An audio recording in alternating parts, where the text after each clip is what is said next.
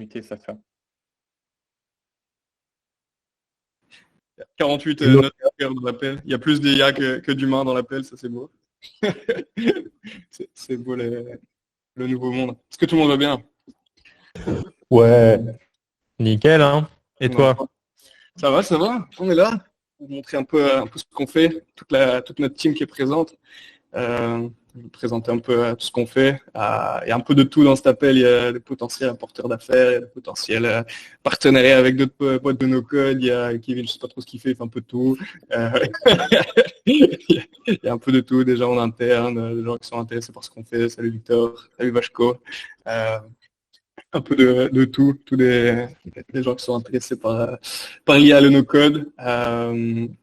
Voilà, le but c'était de donner un peu une overview de ce qu'on fait, les derniers projets qu'on a eus, un peu donner un peu de valeur sur ce que sont les agents IA et le futur de ça.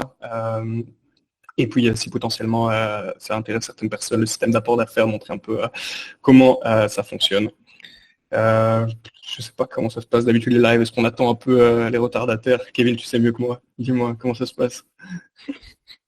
Ouais, tu peux leur laisser 2 minutes, les 2 minutes de la grâce. Ça fait 3 déjà. 2 minutes pour les 5 minutes de la grâce. Ok, si tu le dis, c'est que c'est bon. Si tu le dis, c'est que c'est bon. Kevin qui est trop bien préparé. Le participant avec tout le setup, la chaise, le micro, il y a de tout. Et c'est pas un fond vert en plus. C'est pas un fond vert, trop fort le mec. Trop fort. Voilà, je regarde un peu la liste des participants. Un peu de tout. Voilà. bon, la team, j'en profite. Si les gars, vous cherchez une agence no-code pour faire un MVP, on est la meilleure actuellement. Voilà. Il vient hijack la conférence. Voilà, c'est tout ce que je voulais dire. Je vous souhaite une bonne fin de journée. Tu vas partir? Bisous. Hein. Kevin, pour l'intro, c'est Mathieu qui a une boîte de no-code à Marseille et il connaît aussi Mathias. Ah, je connais bien, ouais. Ah, ok. Ouais, je le connais pas très bien, mais j'ai déjeuné avec lui une fois, ouais. C'est à Paris ou à Marseille? Non, à Marseille, bien sûr. Bah attends, les contacts comme ça, faut aller les chercher, hein. T'es venu à Marseille, alors t'es venu quand? Je suis venu, ouais, il y a quoi, un mois? Ok. Ok, ouais, il est super inspirant, Mathias. Super mec. Ouais, très sympa. Mais j'ai pas eu le temps de beaucoup discuter avec lui. Le déj a duré quoi, 1 heure, puis après il avait du boulot, donc il est parti, quoi. Ouais. Il est souvent entre deux feux, et ce que je disais à Sacha, c'est que sa femme est enceinte du deuxième, donc si vous avez la velléité de le rencontrer, eh ben, bougez-vous les fesses, parce qu'à partir du mois d'août, il aura encore moins de temps, je pense. Alors, Mathieu m'a dit, ouais. pour moi, si tu dois close un deal, fais-le avant août. C'est bon. Que voilà, on se dépêche. Mais si vous voulez closer un deal, vous me le dites. Ouais. Si vous voulez closer un deal, vous me le dites, comme ça je fais closer le deal et après on s'arrange. Ok. C'est ça. Bah, justement, il y a mon associé Lucien qui le voit ce soir, donc j'ai proposé à Sacha de filer un petit coup de pouce même. Ah, okay. Mathieu, je sais pas si t'es déjà rencontré avec. T'es déjà rentré en contact avec Mathias depuis qu'on s'était parlé? On s'est vu qu'on s'est parlé hier à 18h, frère. Je suis pas sa femme non plus, tu vois. Donc, non. Le marché, ça va vite. mais j'aurais pu en plus l'avoir au téléphone, mais non, mais je vais le laisser tranquille, on a un petit souci commun. Okay. Mais comme je t'ai dit, au plus tard, je mange avec lui le 2, moi. Ok, bah trop bien. Allez, c'est bon, je vous laisse présenter. Vas-y, c'est parti. Bah de toute façon, c'est pas un call à rallonge, hein, c'est juste montrer un peu ce qui se passe dans le monde de l'IA aujourd'hui. On a fondé, donc j'ai commencé seul il y a 1 an à faire des projets par-ci par-là de no-code et d'automatisation d'IA. Et puis de fil en aiguille, des gens méga chauds que je vais présenter juste après, on rejoint et tous ensemble, on a créé Boldis.ai récemment. Le but, c'est juste donner une petite overview un peu du marché de l'IA. Je pense qu'on est trop tôt encore même sur ce qui se passe en termes d'IA. On le voit avec nos clients. Ils savent pas encore la valeur qu'on peut leur apporter. C'est après qu'on livre le premier projet que là, on a des réactions vraiment intéressantes. Waouh, ok, j'ai littéralement sauvé une semaine par mois de tous mes employés. C'est vraiment super fort. Les agents IA, les automatisations IA. J'ai mis un peu des stats, bullshit ou pas, mais Voilà, des grosses figures de l'IA disent que c'est clairement le futur. McKinsey prévoit que dans 5 ans, tout sera automatisé. Là, si on regarde les stats en Europe, on est à moins d'1% des entreprises qui ont des process IA. On est à 4% aux États-Unis. En Europe, on est à moins d'1%. C'est pour ça que je dis qu'on est même encore trop tôt, mais ça veut dire qu'on est quand même au bon endroit. Tout ce qui est automatisation IA, tout ce qui est implémentation d'IA dans les entreprises. C'est à partir de ce constat-là où on a commencé à construire notre équipe. Donc il y a Yacine et moi-même, on a cofondé Boldis, on a chacun des spécialités différentes. Lui un développeur full stack, un ingénieur de formation, un ingénieur dans l'IA, et moi qui ai beaucoup d'expérience en startup et en no-code. Puis on a été chercher les meilleurs de leur domaine. On a pris Salomé, qui est notre no-code lead, qui a fait beaucoup de projets sur du setting IA récemment, qui travaille avec Kevin, qui est ici dans l'appel. Un travail monstrueux qu'elle fait super efficace. Puis on a Lucas qui est aussi très no code avec plusieurs projets. Après le but de cet appel, c'est de vous montrer un peu. On a choisi 8 projets parmi tous nos projets qui sont les plus représentatifs un peu du type d'activité qu'on a. Mais Lucas très présent sur la partie no code. Naël qui est un autre développeur full stack. Donc le but de nos projets, c'est que en fonction des besoins de nos clients, on alterne entre ce qu'on peut faire soit en no code, soit avec des automatisations no code, soit par exemple des infrastructures robustes qui nécessitent de scaler. Il faut passer par des interfaces de code. Et nous, ce qui est très chouette avec Boldis, c'est qu'on peut le faire en interne, car on a des profils aussi bien no code, et on peut faire des solutions hybrides entre du code et du no code, ce qui nous permet de résoudre vraiment tout type de problématiques, que ce soit du MVP court terme très rapide, ou effectivement là en no code c'est très facile à faire pour prouver du marché, mais aussi bien une startup qui veut scale et étendre ses activités. Là, on peut passer vers du code, et avec des solutions hybrides, on peut vraiment faire en sorte que ça soit robuste. Et Benjamin qui est rentré récemment pour toute notre acquisition client. On a de plus en plus de projets pour un peu structurer tout ce qu'on fait en interne pour pouvoir être sûr de pouvoir grandir tout en maintenant la qualité des projets qu'on délivre. On a 2 grosses familles de choses qu'on développe. La première, c'est les automatisations IA, donc c'est des boîtes qui tournent, qui ont des besoins, qui ont des tâches chronophages, des tâches répétitives, où là, on va mettre en place des automatisations. Ça peut passer par des agents IA comme des automatisations classiques avec de l'IA ou non dedans. Certaines boîtes n'ont pas besoin d'IA pour automatiser leur process, c'est simplement des envois de mails, des envois de formulaires, tout ce genre de choses. On va montrer certains exemples juste après. Et la deuxième grosse famille, c'est des entrepreneurs tech ou des boîtes tech qui veulent innover dans l'IA, qui veulent aller faire leurs preuves rapidement sur le marché. Et là, on développe des MVP d'app IA qui permettent d'aller valider leur business model, et par la suite, grâce au code, par exemple, de pouvoir, grâce au code ou non, on peut aussi scaler en no code, mais ça dépend des use cases, toute la tech qui est nécessaire à une startup pour pouvoir innover et scaler dans cette industrie. Je me suis dit dans cet appel de donner un peu de valeur sur ce que sont les agents IA. Je sais que c'est un peu un truc, c'est un peu un biais parce qu'on est un peu dans la tech et dans l'IA. Donc dès qu'on ouvre les réseaux sociaux, on a des infos d'IA, mais il faut savoir que 99%, 99% de la population a aucune idée de ce que fait un agent IA, ou peut-être en a entendu parler et n'a pas de pub IA. C'est pour ça que je dis qu'on est vraiment encore très au début de ce marché de l'IA, mais je voulais juste donner un peu des bases sur ce que sont les agents IA et ce qu'ils font, et un exemple pratique. Je ne peux pas montrer les exemples qu'on a implémentés chez nos clients, mais on a un agent IA aussi en interne pour vous montrer un peu les use cases et comment ça fonctionne. Un agent IA, il a 5 composantes. Il y a 3 composantes que vous connaissez très bien, ce sont les 3 premières. Quand vous utilisez ChatGPT, il y a un LLM derrière, c'est OpenAI, il y a une mémoire, il garde les chats d'avant, et il y a le prompt, ce que vous écrivez. Ça, c'est quelque chose que vous connaissez très bien. Par contre, ce que l'agent IA fait, et que ces interfaces, comme ChatGPT, comme Claude, l'interface en elle-même, et que tous ces interfaces-là ne font pas, ce sont le point 4 et 5. C'est 4... a priori, à part le prompt que vous avez fait et ce que vous avez mis peut-être dans la mémoire interne, elle n'a pas accès à vos bases de données, elle n'a pas accès à tous vos clients, elle n'a pas accès à votre CRM, elle n'a pas accès à des données internes de votre entreprise. Donc, ce qui limite très fortement le champ d'action de votre modèle.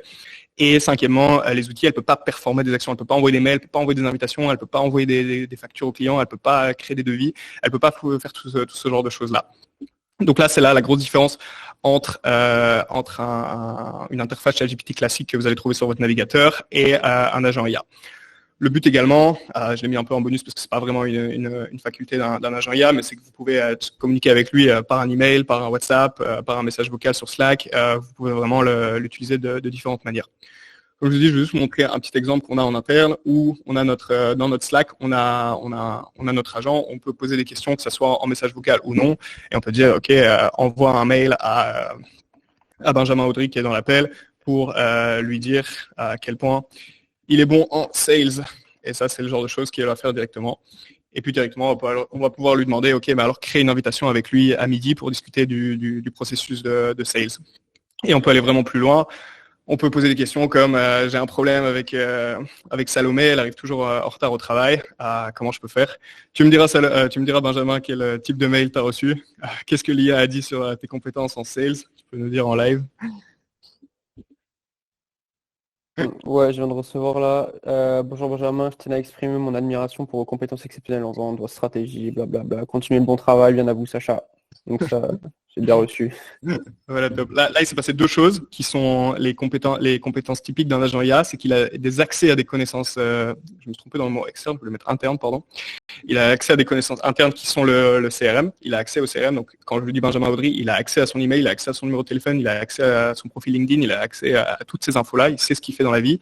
Et deuxièmement, il a accès à des outils, donc les outils qu'on a en interne, c'est typiquement envoyer des mails dans ce use case-là. Et là, c'est vraiment juste un exemple en surface pour montrer un exemple, mais on peut vraiment poser des questions sur oui, bonjour Salomé Michaud, elle est arrivée en retard ce matin au travail et j'en ai vraiment marre qu'elle arrive en retard. Comment tu penses que je devrais adresser la situation avec elle? Là, l'agent IA va vraiment aller pouvoir voir dans toutes les infos de la database, les derniers meetings pour essayer un peu d'analyser quel est le profil de Salomé Michaud. Est-ce que c'est quelqu'un de timide? Est-ce que c'est quelqu'un qui arrive en retard? Est-ce que c'est quelqu'un de désordonné? Et à partir de ces informations-là, typiquement, un manager peut savoir anticiper la réaction à avoir avec son employé de la meilleure manière possible, quoi. Donc là, il semble que je fasse référence à Salomé Michaud qui est chez Moldis. Voilà, tu pourrais envisager un entretien visuel là, pour discuter de la situation parce que c'est quelqu'un en prenant compte de son profil de réactivité émotionnelle, il est important d'approcher la conversation avec empathie, elle est hautement empathique, voilà, solution collaborative. Voilà, il a été analysé le profil pour pouvoir trouver la meilleure moyen d'approcher la situation avec elle. OK, prévoit une réunion avec elle samedi à midi. Voilà. Et donc là, ça va lui envoyer une invitation pour faire la réunion. Voilà, c'est juste pour vous montrer un exemple d'agent IA et comment ça fonctionne. Et c'est typiquement le genre de choses qu'on met en place avec nos clients. Le deuxième truc que je vais vous montrer un peu dans cet appel, c'est la différence entre deux concepts qui sont un peu plus poussés, mais typiquement un ChatGPT, c'est un modèle Context Augmented Generation, c'est un CAG, donc ça veut dire qu'il va se baser sur ce que vous lui avez donné dans le contexte, et je crois qu'on a tous essayé, surtout si vous avez utilisé des LLM pendant vos études, si vous envoyez un PDF de 1000 pages à ChatGPT et on lui dit OK, réponds à cette question-là, il va dire n'importe quoi, il va aller chercher l'information, il va aller inventer l'information, et donc typiquement on ne saura pas avoir accès à une grosse quantité d'informations avec des délais qui sont soit raisonnables, soit simplement la qualité de l'information est bien.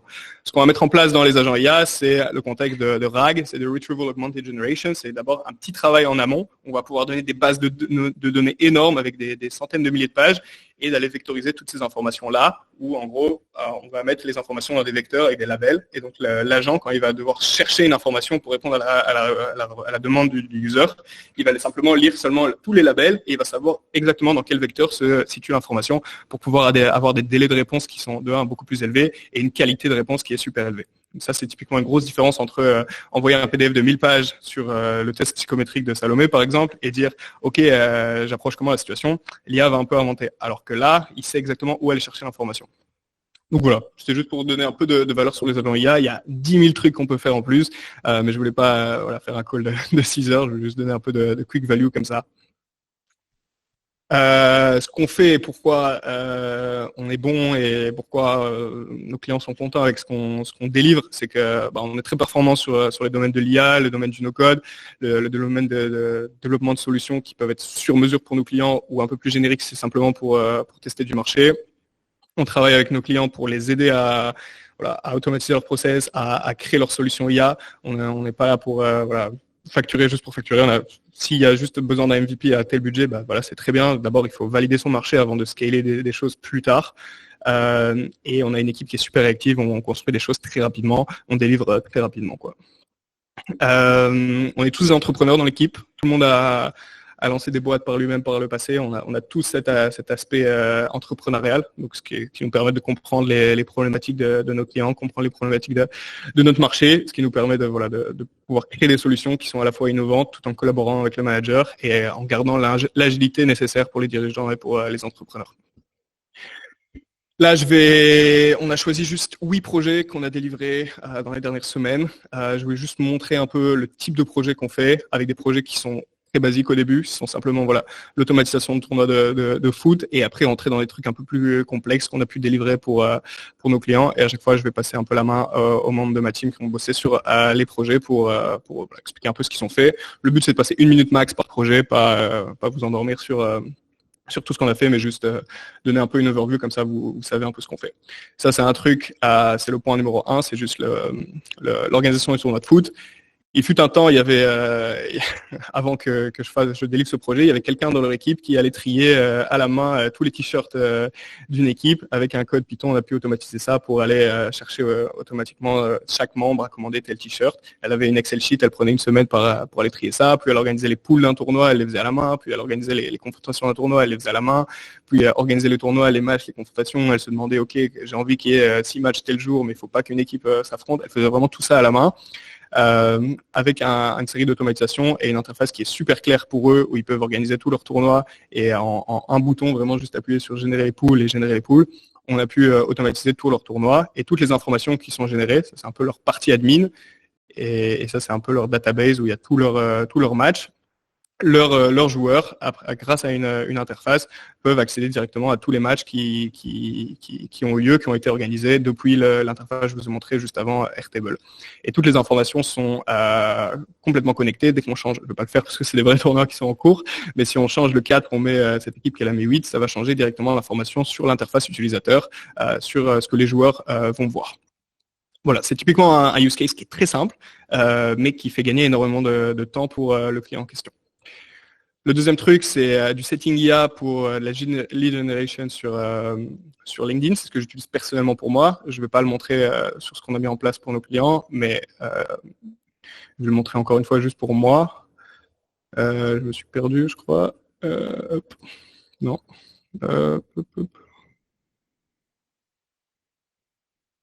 Voilà.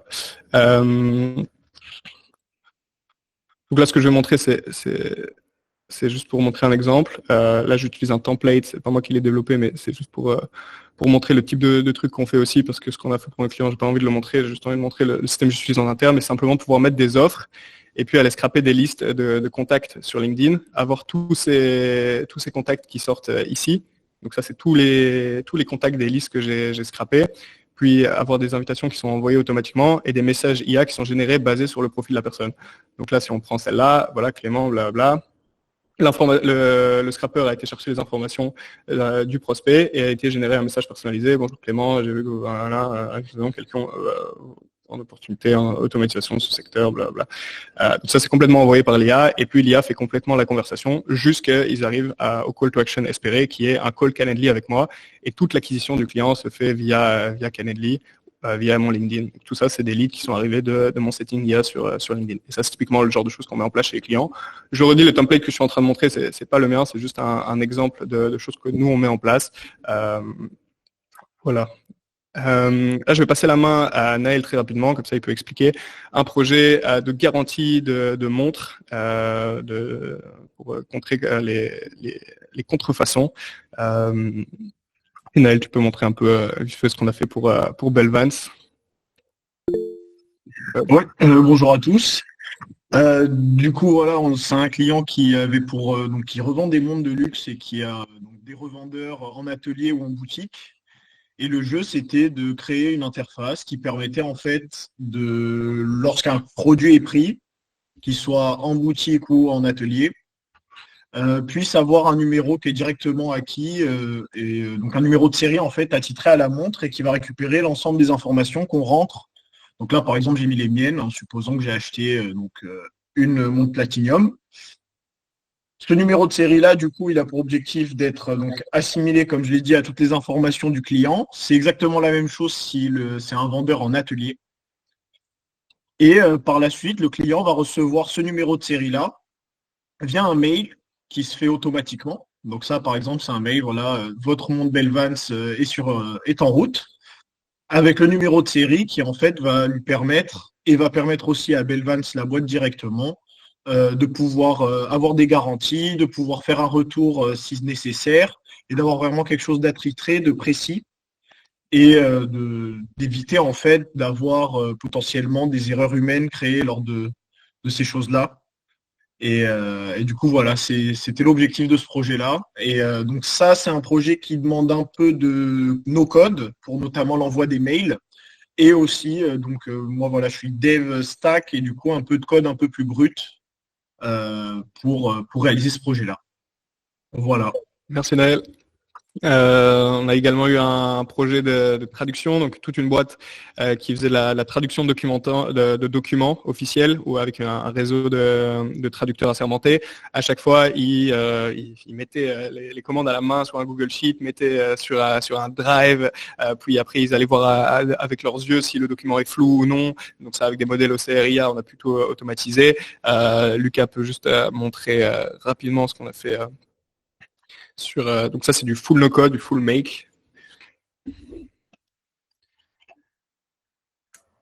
Yes, salut tout le monde. Du coup, moi c'était pour la partie d'automatisation de leur process avec inscription dans leur database des informations clients. Donc c'est sur Make qui est un outil no-code pour pouvoir connecter à des services tiers comme Shopify. Donc pour récupérer chaque information, donc chaque module est un script de no-code pour pouvoir interagir avec ces services. Donc là, en l'occurrence, récupérer les informations de Shopify, des commandes clients, pouvoir analyser les mails avec ChatGPT pour voir si les clients ont déjà fait des commandes par avant, inscription dans le Google Sheet de toutes les informations de la commande pour pouvoir avoir une trace, et puis la partie OCR, donc récupération des liens, donc des PDF, des traductions à faire par les clients. Et donc, récupération, parser les textes, récupérer les PDF et puis l'envoi donc dans des modules et prompt IA pour pouvoir du coup faire l'OCR et analyser le texte pour, par exemple, voir si le document est flou, si celui-ci est flou ou que si il y a du texte pour les noms qui sont importants et qui sont dans un autre langage que de l'alphabétique. Pouvoir analyser celui-ci et donc faire un retour au client s'il est mauvais, lui envoyer un mail et inversement s'il est correct, le trier dans le Google Drive et envoyer un message à l'antenne pour leur dire que c'est OK, qu'ils peuvent passer à la suite. Voilà un exemple de use case c'est en un scénario make qui permet de faire économiser des dizaines de postes ou des dizaines d'heures de travail à des employés d'une boîte. Je réponds à la question de Mathieu sur une notion de coût sur le setting growth. Ça dépend des objectifs, mais juste pour le setting que j'ai montré de growth, on est sur une échelle de plusieurs milliers d'euros. Maintenant, je peux donner la parole à Yacine, du coup mon co-founder qui s'occupe de toute la partie opérationnelle. Il va présenter 3 exemples assez diversifiés. Une boîte pour laquelle on est complètement CTO par intérim pour eux. On a développé toute leur stack technique pour un agent IA ou à partir d'une note vocale sur WhatsApp. Ça peut vraiment performer tout un type d'action pour les sales. Une app qu'on a push sur les stores, Google Play et Apple Store qui s'appelle Pronto. Et puis finalement, on a également organisé un festival où on s'est occupé de tout le système cashless, de système NFC pour aller payer dans des bornes. On a designé les interfaces de bar, les interfaces de recharge, etc. Voilà, je donne la parole à Yacine. Yes, salut tout le monde. Très content de vous avoir ici aujourd'hui. Du coup, je vais présenter ces 3 projets-là. Donc pour commencer, Jay. Donc Jay qui est l'assistant sales dont Sacha vient de parler, qui permet donc de connecter en fait WhatsApp et à travers WhatsApp pouvoir faire des notes vocales qui va faire performer des actions sur les CRM par exemple ou avoir un rapport de la réunion. Donc il suffit que je me connecte et à partir de là, donc une fois que je suis connecté, je vais pouvoir connecter à plusieurs types d'outils. Donc WhatsApp déjà c'est la base parce que c'est sur WhatsApp avec qui on va pouvoir discuter avec l'agent. On peut connecter à Slack, à tout type de CRM, les emails, etc. Et donc, une fois qu'on configure tout ça sur la plateforme, il suffit d'aller sur WhatsApp. Malheureusement, je ne pourrais pas faire une démo en live parce que c'est encore en développement. On est en train de changer 2-3 trucs, donc c'est pas tout de suite possible. Mais donc, concrètement, ici, il y a des tests que j'avais fait plus tôt. Donc, on envoie un message vocal, on reçoit un résumé avec option automatique, donc contact HubSpot créé. Et donc, une fois que le contact HubSpot est créé, il va directement aller chercher donc, dans HubSpot et trouver finalement les informations, créer des contacts, tu pourras créer des entreprises, etc. Donc ça aide vraiment les commerciaux à pouvoir avoir un meilleur suivi et à gagner du temps, à ne pas passer du temps sur HubSpot, à devoir ensuite tout enregistrer. Donc ça, c'est l'idée. On est, voilà, c'est encore en phase de test, on est encore en train de développer tout ça. Sinon, un autre projet aussi au tout début, c'est Pronto, qui va être une application mobile qui va nous permettre de planifier des tâches, des rendez-vous, tout cela donc directement sur une application mobile valable, déjà disponible sur les stores actuellement. Donc on va avoir par exemple des tâches quotidiennes qu'on va pouvoir cocher. Par exemple, aujourd'hui je suis allé au sport, c'est fait, donc c'est des tâches qui réapparaissent tous les jours. J'ai fait la vaisselle, oui. Voilà, c'est quelque chose d'assez simple. On va pouvoir afficher nos rendez-vous. Donc on peut cliquer directement ici. Je vois qu'après j'ai une réunion avec Sacha. D'autres jours j'ai des réunions avec les sales. On peut ouvrir directement le calendrier. Et donc ça c'est la première phase de ce projet. On va avoir aussi des rappels récurrents, des notes. Et le but ensuite, c'est qu'on implémente de l'IA directement pour qu'on puisse créer, à partir d'outils externes comme des CRM ou autres, qu'on puisse créer des tâches sur cette application mobile. Donc ça va être la prochaine phase de développement. Et enfin, Sacha vous a parlé des apéros du château. Donc on a créé tout le système cashless de ce festival-là. Donc c'est un festival qui a lieu en 6 éditions avec plus de 2000 participants par édition à peu près. Et donc, on a dû créer, connecter donc, avec des cartes NFC toute une plateforme sur laquelle on peut du coup directement, voilà, donc ça on a vu le bar, on a vu aussi, ça c'est, on scanne les petits QR codes qu'on voit ici, on arrive directement sur cette page avec une carte associée. Il nous suffit ensuite de remplir par exemple 10 €. Et donc ensuite, on pourra directement payer par carte pour remplir la carte. Ici, on peut voir aussi le montant actuel. Et après ça, on pourra aller directement au bar. Et au bar, on va avoir du coup le barman qui a accès donc à tout type de boissons. Il suffit qu'il clique par exemple ici, là. Et donc après, bon là, je suis sur l'ordinateur, je ne pourrais pas vous montrer le scan NFC malheureusement, mais donc il suffit de scanner avec le téléphone du barman, de faire comme ça, et c'est bon, donc ça va débiter la carte. Et voilà, donc ça c'est tout le système. On va aussi faire un dashboard.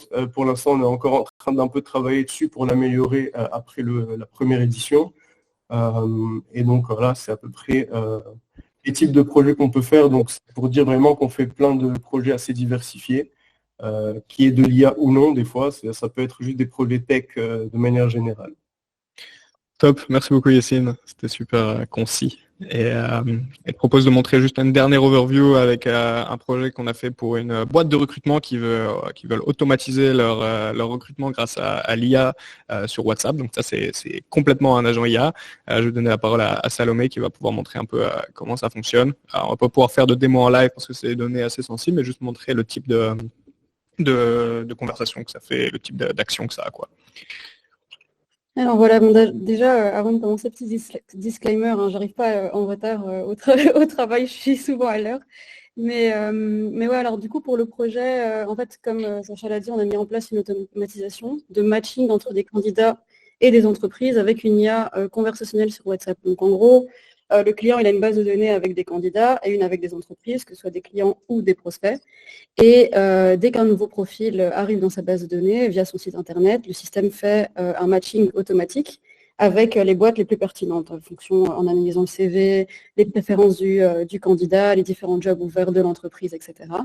Et ensuite, comme Sacha l'a dit, je ne vais pas spécialement pouvoir faire une démo live, mais je vais vous montrer un petit peu comment ça fonctionne. Donc, une fois que le matching est effectué, on a en fait l'agent IA qui va en fait envoyer directement un message au candidat. Il va discuter. En fait, il peut discuter avec le candidat, proposer les entreprises qui pourraient correspondre à leur profil, répondre aux questions des candidats s'il en a, et détecter un intérêt du candidat. Et à partir du moment où le candidat émet un intérêt pour une entreprise, il y a un email qui est généré automatiquement au client, qui peut en fait être envoyé par voilà, soit manuellement, soit automatiquement en fait par notre client à son prospect ou à son client. Donc en fonction si c'est un client ou si c'est un prospect, l'email va être différent. Et Et voilà, on a construit tout ça avec Make, Airtable, GPT, WhatsApp Business. Ça permet vraiment de gagner un temps fou. C'est une des nombreuses exemples de tout ce qu'on peut faire en termes de setting IA.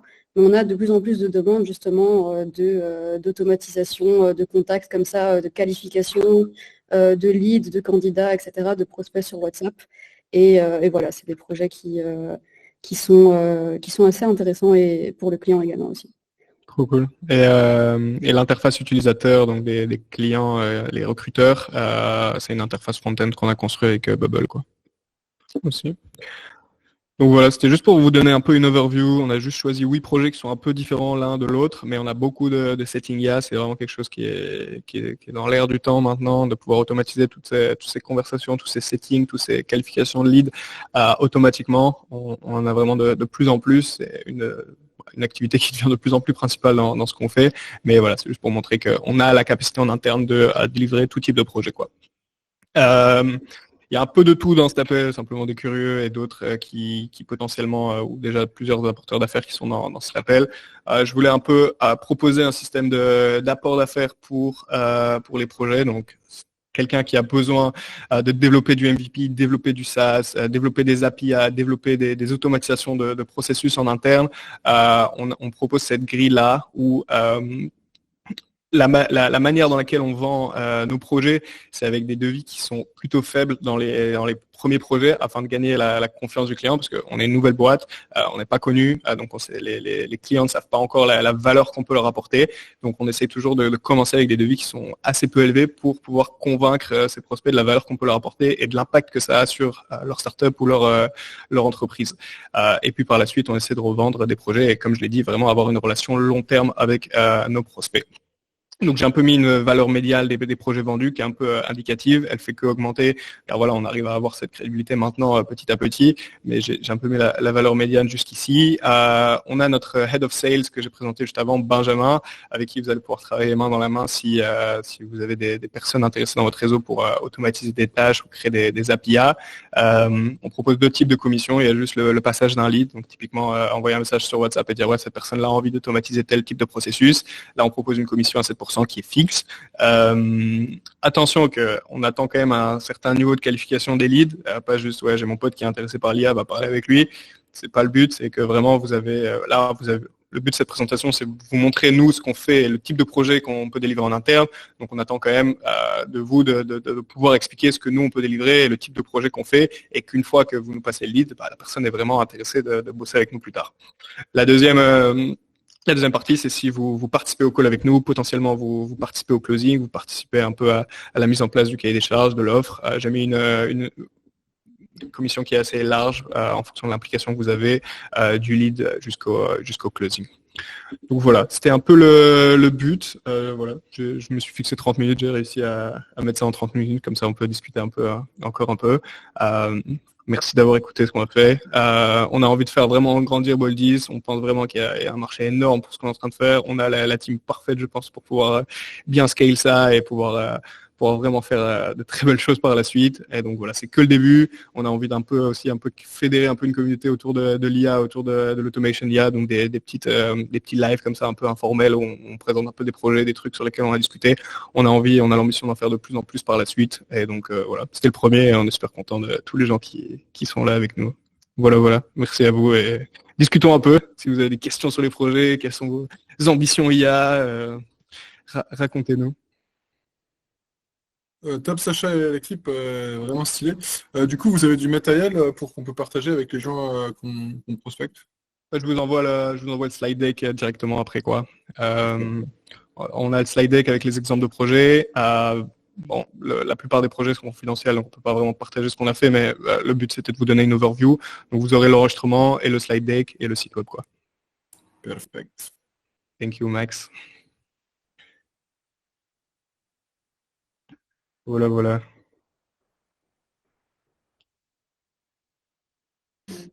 Non, c'était très clair. C'était par rapport à la vidéo d'hier, c'était intéressant de voir un peu les cas concrets, mais quand même se projeter. Je pense que je te rejoins sur le fait qu'il va y avoir une énorme demande là-dessus. Nous, chez Rocky, on intègre de plus en plus d'agents IA. On nous en demande beaucoup. Je vais dire, je suis un peu plus vieux que vous, donc j'ai affaire à des personnes un peu plus de mon âge. Très clairement, il faut surfer sur la vague. Tout le monde veut de l'IA, mais personne ne comprend rien, honnêtement. Ce qui ne veut pas dire qu'il faut les enfler, mais juste plus vous serez simple sur qu'est-ce que ça va faire et en quoi ça va vous enlever vos pain points, et plus vous allez vendre ça comme des petits pains. Il y a beaucoup de margoulins, il y a beaucoup de gens qui, comme on en parlait hier avec Sacha, il y a beaucoup qui se présentent comme des experts IA. C'est pas possible, on est experts. J'ai créé une IA, on dit souvent. Voilà, j'ai créé une IA, enfin voilà. Nous, on se bat. Et en fait, nous, chez Rocky, comme je dis, on intègre beaucoup d'agents et tout ça. Et les gens nous disent, mais ah ouais, c'est tout. Mais en fait, non, parce que intégrer un agence bien intégré, c'est ça qui fait la force de l'outil derrière. Si c'est intégré à l'arrache, la valeur ajoutée, ça ne se verra pas. Ouais. Non, entièrement d'accord avec toi. On parlait de solutions d'agents IA qui sont déjà toutes faites, qu'on peut trouver en ligne. C'est que j'ai à faire. Non, c'est très clair. C'était par rapport à la vidéo hier, c'était intéressant de voir un peu les concrets, de se frotter. Je pense que je pense qu'il y a énormément de là-dessus. Nous, chez Rocky, on intègre beaucoup, de plus en plus d'agents IA. On demande beaucoup. Je veux dire un peu plus que vous, donc j'ai affaire à des personnes un peu plus de mon âge. Très clairement, il faut surfer sur la vague. Tout le monde veut l'IA, mais personne ne comprend rien, honnêtement. Ce qui ne veut pas dire qu'il faut les enlever. Mais juste plus vous serez simple sur qu'est-ce que ça va faire et quoi ça va vous enlever vos pain points, et plus vous allez vendre ça comme des pains. Il y a beaucoup de moulins, il y a beaucoup de gens qui, comme on en payait à Sacha, il y a beaucoup qui se présentent comme des experts IA. C'est pas possible. J'ai créé une IA, on dit souvent. Voilà, j'ai créé une IA. Enfin, voilà. Nous, on va, en fait, chez Rocky, comme je dis, on intègre beaucoup d'agents et tout ça, et les gens disent, mais ah, c'est tout. Mais en fait, non, parce que intégrer une agence bien intégrée, c'est ce qui fait la force d'outils derrière. C'est intégré à l'arche. La valeur ajoutée, ça se verra. Ouais. Entièrement d'accord avec toi.